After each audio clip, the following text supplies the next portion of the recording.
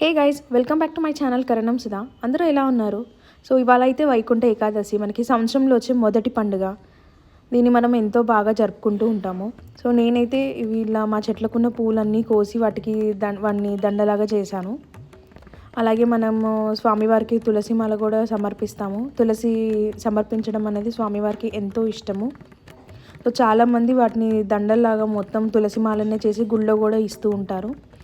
So ఇట్లా మా ఇంట్లోనే ఒక చిన్న చెట్లు ఉన్నాయి, తులసి చెట్లు. సో అందులో నుంచే కొన్ని తులసి ఆకులు కోసుకొని అలాగే తెల్ల పూలు అన్నీ కలిపి స్వామివారికి మాలలాగా చేసి, ఇక్కడ మా ఇంట్లో కృష్ణుడు ఉంటారు, ఇంకా కృష్ణుడికి ఆ మాల అనేది అయితే నేను వేసేసాను. ఏదైనా పండగ అనగానే మనం ముందు మన గుమ్మాలకి పసుపు రాసుకొని మంచిగా ముగ్గు పెట్టి బొట్టుతో అలంకరించుకుంటాము.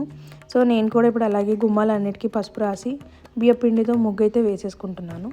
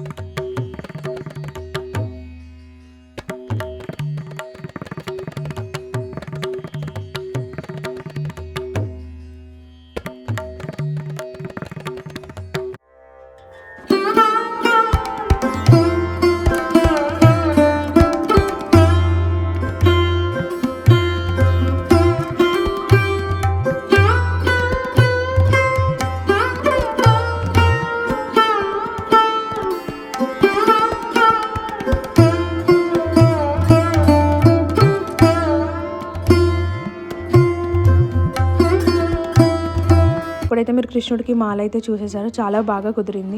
ఇంకా అలాగే ముందు రోజు పెట్టిన పూలు అన్నీ తీసి దేవుడి గదినంతా నీట్గా శుభ్రం చేసుకుంటున్నాను.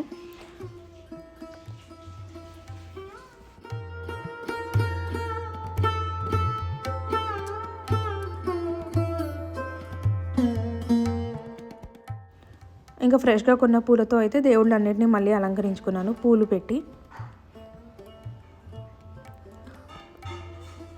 అలాగే నా దగ్గర శివలింగం ఉంది. శివలింగానికి మనము బిల్వపత్రం సమర్పించడం అనేది చాలా శ్రేష్టకరము అండ్ చాలా మంచిదని కూడా అంటారు. సో మా ఇంట్లోనే బిల్వపత్రం చెట్టు కూడా ఉంది. ఇంకా చెట్టులోంచి కొన్ని ఆకులు తీసుకొని స్వామివారికి అయితే సమర్పించాము.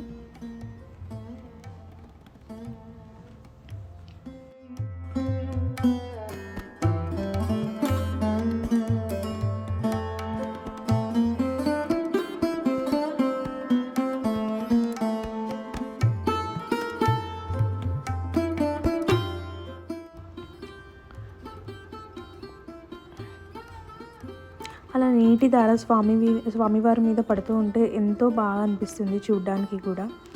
ఇంకా తర్వాత నా దగ్గర అయితే విష్ణుమూర్తి ఇంకా అమ్మవారివి విగ్రహాలు అయితే ఉన్నాయి. సో ఆ విగ్రహాలన్నింటినీ మంచిగా కడుక్కొని పంచామృతంతో అభిషేకం అయితే చేసేసాను. అభిషేకం చేసిన తర్వాత మళ్ళీ స్వామివారిని ఇంకా అమ్మవారిని మంచిగా కడిగి బొట్టు పెట్టి ఆసనం మీద అయితే కూర్చోపెట్టుకున్నాను.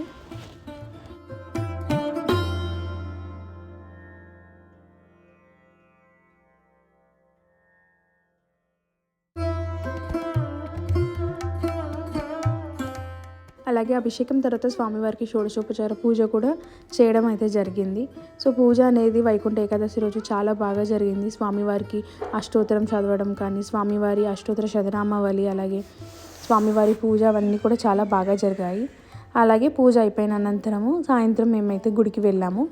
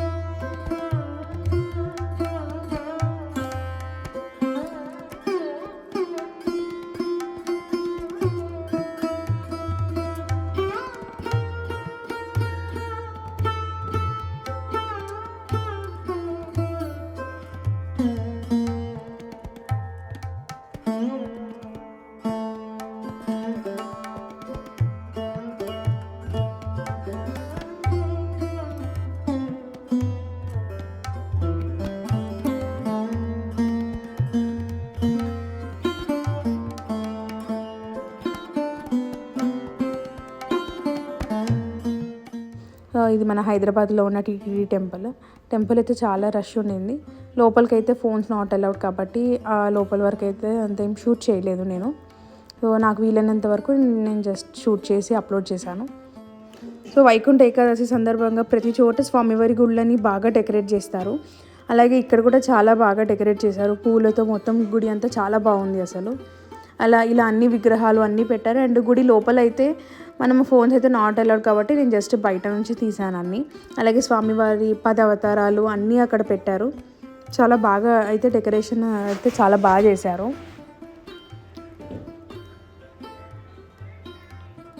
అండ్ స్వామివారిని కూడా చాలా బాగా అలంకరణ చేశారు. సో ఎలా అంటే ఇంకా చూస్తేనే మనకి ఇలా కళ్ళల్లోంచి నీళ్ళు వచ్చేస్తాయి స్వామివారిని చూసినప్పుడు. అంటే తిరుపతిలో చూస్తే ఎలాంటి ఫీల్ వస్తుందో ఇక్కడ కూడా చూసినప్పుడు అలాగే అనిపించింది. So that's it guys. మేమైతే ఇలా మా వైకుంఠ ఏకాదశిని అయితే సెలబ్రేట్ చేసుకున్నాము. మీ అందరూ ఎలా చేసుకున్నారనేది నా కమెంట్ సెక్షన్లో చెప్పండి. అండ్ మరిన్ని వీడియోస్ కోసం అయితే నా ఛానల్కి సబ్స్క్రైబ్ చేసుకోండి. And thank you so much for all the support. Okay bye guys. Thank you.